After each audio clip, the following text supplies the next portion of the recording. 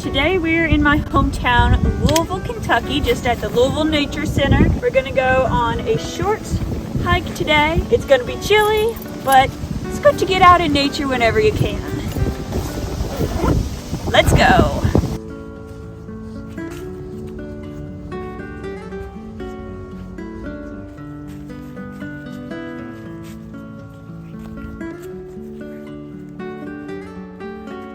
I'm out with my dad today, which is a wonderful, it's cool because that's how my channel started out, going on day hikes with my dad around Louisville. I guess it was kind of season 1 of Beer and Beautiful Places. Season 2 was road trip brew essay, going to 48 states and having a local beer and going on an adventure in them.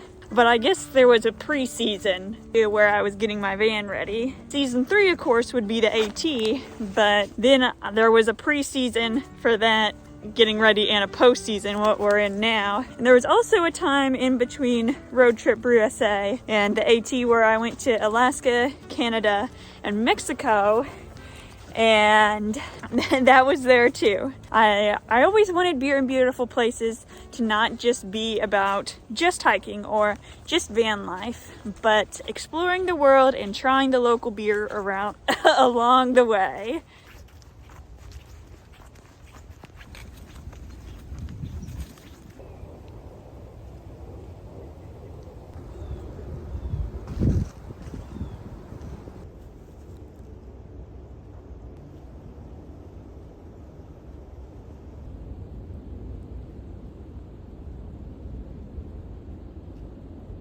So I guess let's just get into life post-trail. First of all, a lot of hikers have something called post-trail depression, where it's just a very hard adjustment. They're really missing trail. Honestly, I don't think I have that because I've struggled with real depression throughout my life, and it just, it doesn't really compare.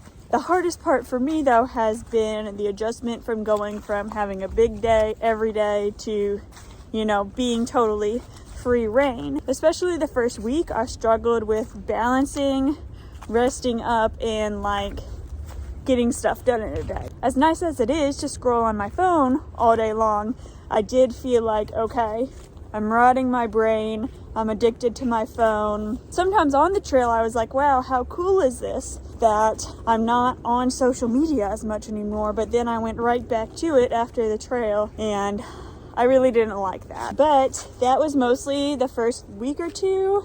Nowadays, it's not to that same degree.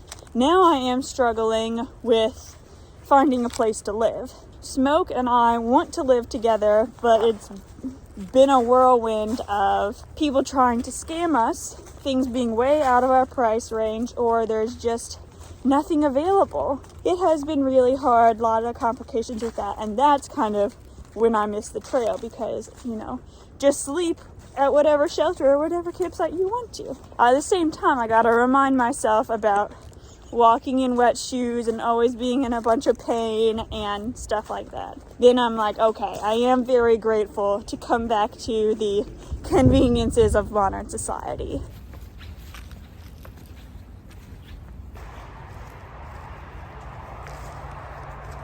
Not exactly wilderness out here, but it's something. By the way, if you noticed my cool new crossbody bag I got, this is from a company called Tomtop. They are sponsoring this video, so big shout out to them. It was so cool. I got to design this bag. What really got me interested in it was that this is X-Pack material, which is the same thing my backpack is made out of. So it's cool to kind of see the diamond design of the material and be like, oh yeah, I remember when I was looking at that every day. It was super cool too because they have this page where you get to completely design your own bag. You get to choose the colors of everything, the materials. I got this really cool clasp, so you can just get a buckle kind if you want, but I liked this little slidey kind. I thought that was fun. I chose the mirrored logo because I thought that looked awesome. You even get to choose the color inside it. Plus, you can customize it. At first I was gonna try to write Beer and Beautiful Places, but that was a little too long. This is so cool to have as someone that, you know, carries a lot of camera gear. Not that I have fancy camera gear yet, but I'm working on it. Keep it safe from the rain. If I go to a big city, I know I have all my valuables right here close to me. If you're stuck on what to give somebody for Christmas, not only is it a great, dependable bag, it's also the experience of choosing what colors you want, like thinking about how it's gonna look, and I love it. Thanks again to Tomtop for sponsoring this video.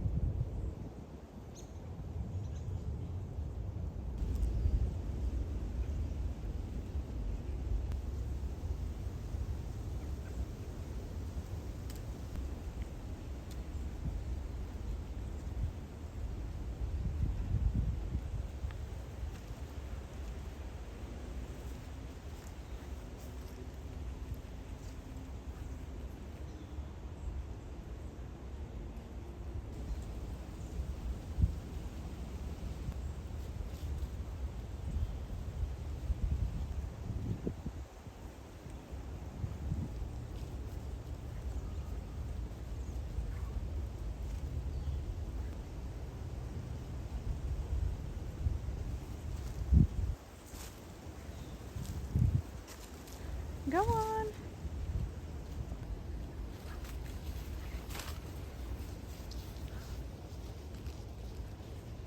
But let me also tell you how it's been physically going from hard exercise every day to just stopping. I really haven't noticed that big of a change with my body or my weight in general. The biggest thing was that for like, let's see, maybe the first week, I was very sore still. After that, it was just my knees hurt so bad. Every time I would stand up, sit down, go up and down stairs, ouch, my knees would hurt. Just recently, it's about a month and a half since then, my knees only hurt sometimes. In fact, I'm pretty impressed with myself to be on this walk.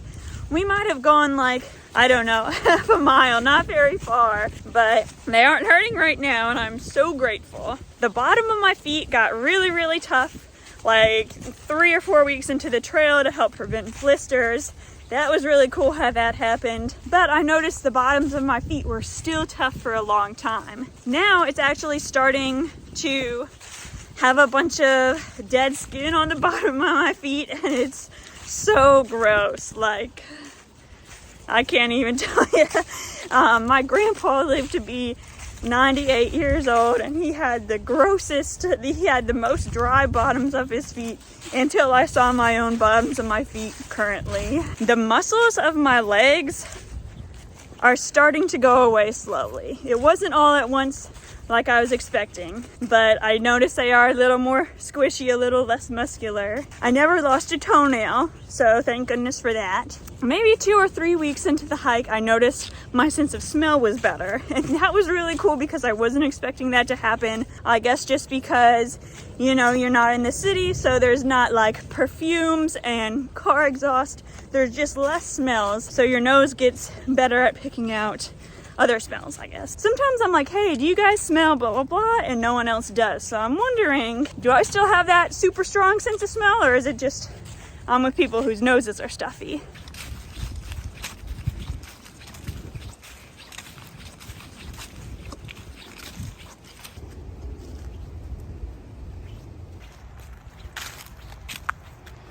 If you're wondering about, have I gone back to work yet? Well, the way I make my income is from YouTube. I'm very, very lucky for that. I've worked hard to get here, and like, thank you to all of you that have supported me. It has been a difficult transition though, because like I was talking about before, having a hard time with balancing rest versus self-discipline. If I don't get my videos done, I'm the one that's gonna suffer the consequence, you know? No boss is gonna come and yell at me, which is of course a good thing, but I'm still like having trouble with self-motivating. And I'll give you a little behind the scenes. The most interest I've ever had on my videos was during the AT. And of course, after that, I didn't think that, you know, that would just magically keep going. Watching me walk around on the biggest adventure of my life is a little less interesting than watching me sit on my living room floor and talk about it. So that's how I'm doing work-wise.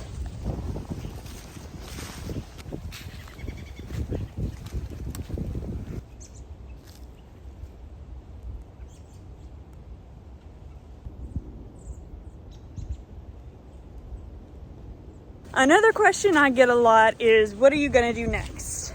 Are you gonna do the PCT, CDT? Well, really, I wanna do both trails. Eventually, I wanna do the Camino de Santiago. I wanna do Ragbri, which is a bike event. I want to live in my van more. There's so much I wanna do. I'm definitely gonna keep adventuring, but for the winter, I just want to stay warm, go to the bathroom in a toilet, all that good stuff. I definitely want to hike again, but the AT was the hardest thing I've ever done in my life, both physically and mentally, so I just need to rest up from it first.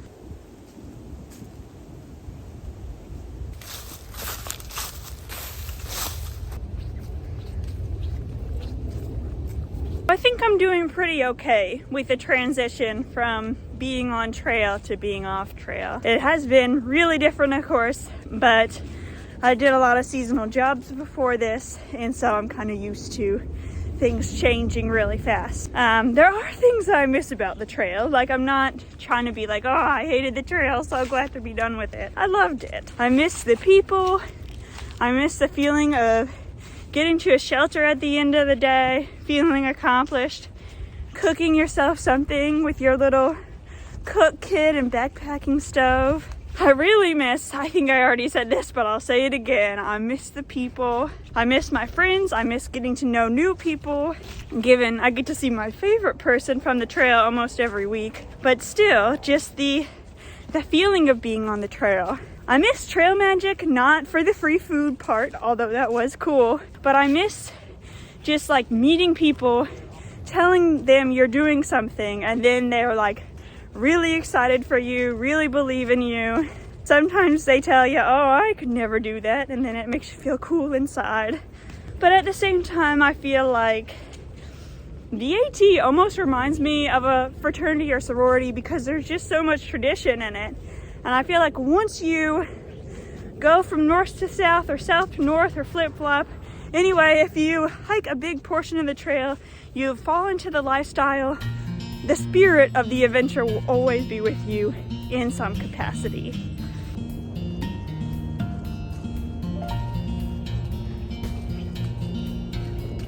We hiked the White Oak Trail, so it was actually more than I thought it was gonna be. Just the right amount to get moving, get out and see some nature, even though there was, you know, noises of airplanes all throughout the background. Thank you for coming along, for hearing what I had to say. I really miss these times, walking through a forest and just pouring out my heart. Thank you for being with me on this. I feel like I say that every time, but really I appreciate your company virtually, and may it continue in the future. Cheers.